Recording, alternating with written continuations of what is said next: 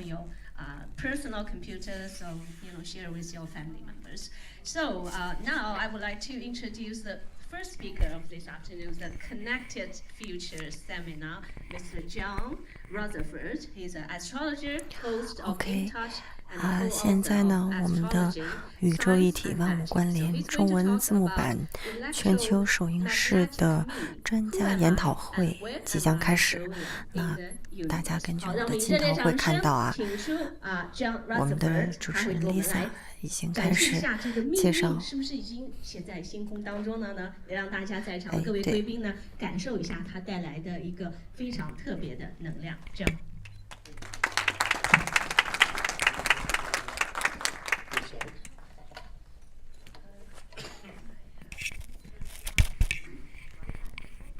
OK， 我带大家往前走一走，看一下研讨会已经开始了。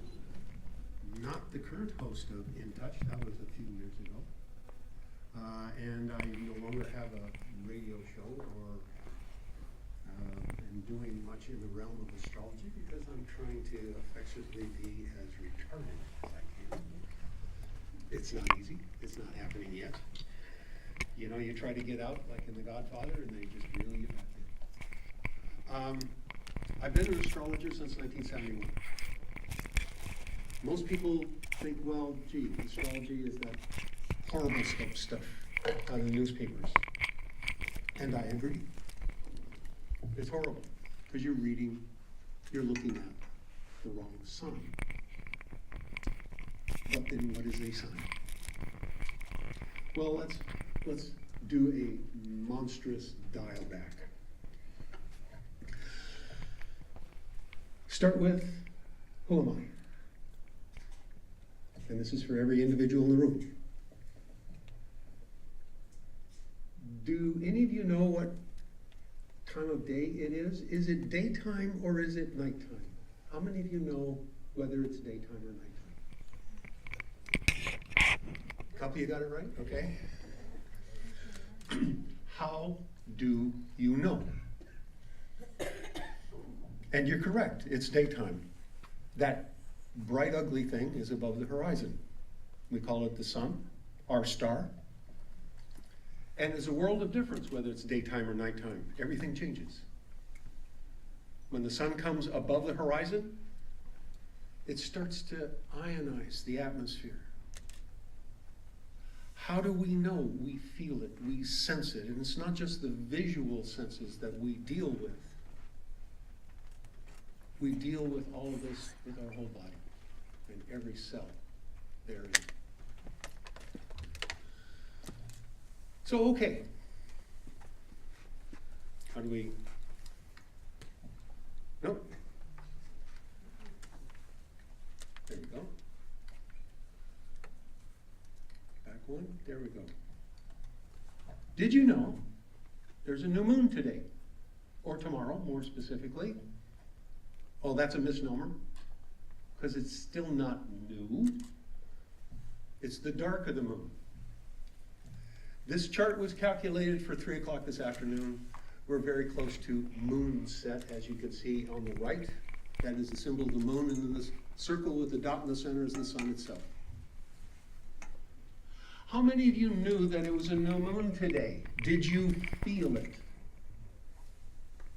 Anybody? How do you feel it? How do you feel it?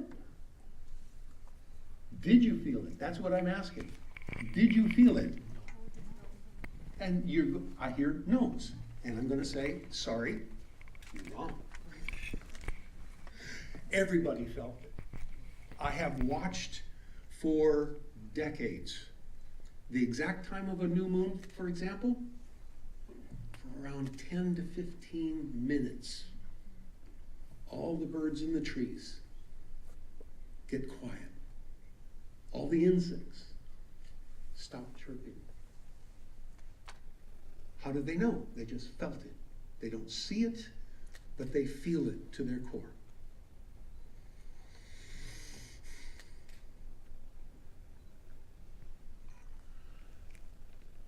How do you know what's going on with Mother Earth? Did you know that the Earth has an electromagnetic field? You know that consciously. How many of you felt it? How many of you felt it? Anybody? You can feel the magnetic pull of the Earth? Really? Then you're very good. Because practically nobody can feel it or know it consciously, and there is the difference.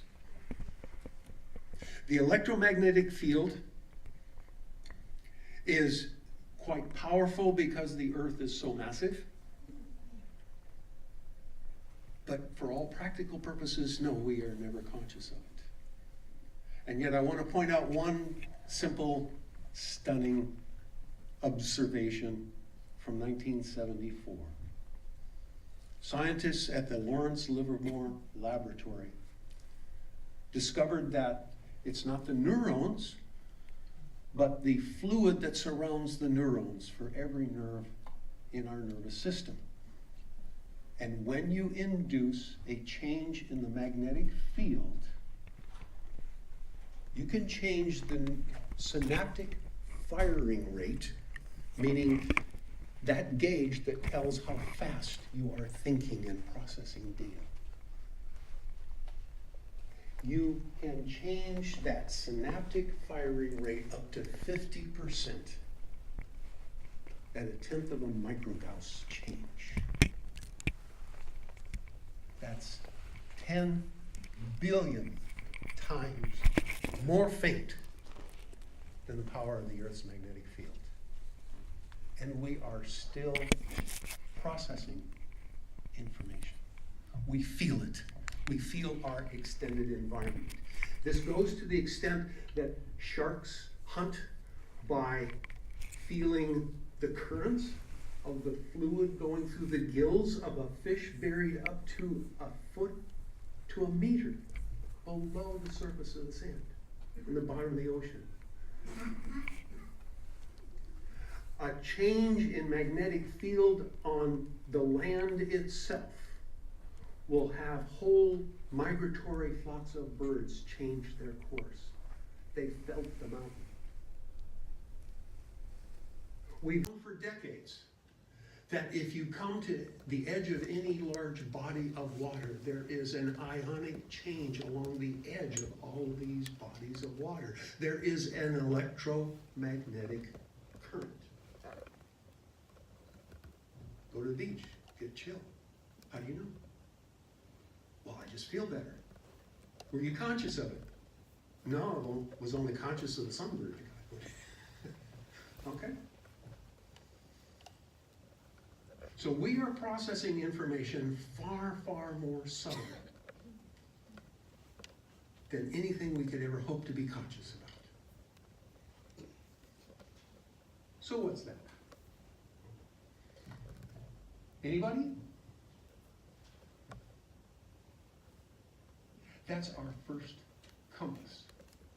All right? That is our very first compass. Now you can get into all kinds of symbolism. Yeah, it's the Celtic cross.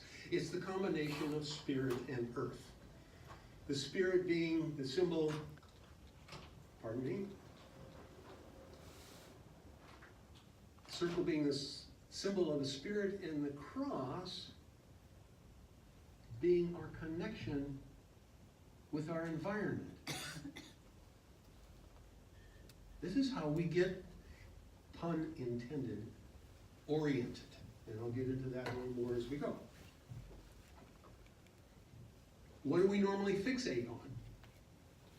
Light. The sun. That bright ugly thing again. This is a map of, to start with, me. And depending on your philosophical or religious or spiritual orientation, we have this top being north or being south towards the sun. We have the horizon line here. And then this at the bottom is the nadir, our grounding. This is the first horoscope. Horus was the Egyptian god of time. From him we get the word hour. Modern astrology pins it down to the part of a minute to get full accuracy. In fact, in physiology, what do you use as the start of a horoscope? What's your birth time? It's when you stop being a fish and start being an animal. That's the moment of the first breath. And there are numerous examples of this where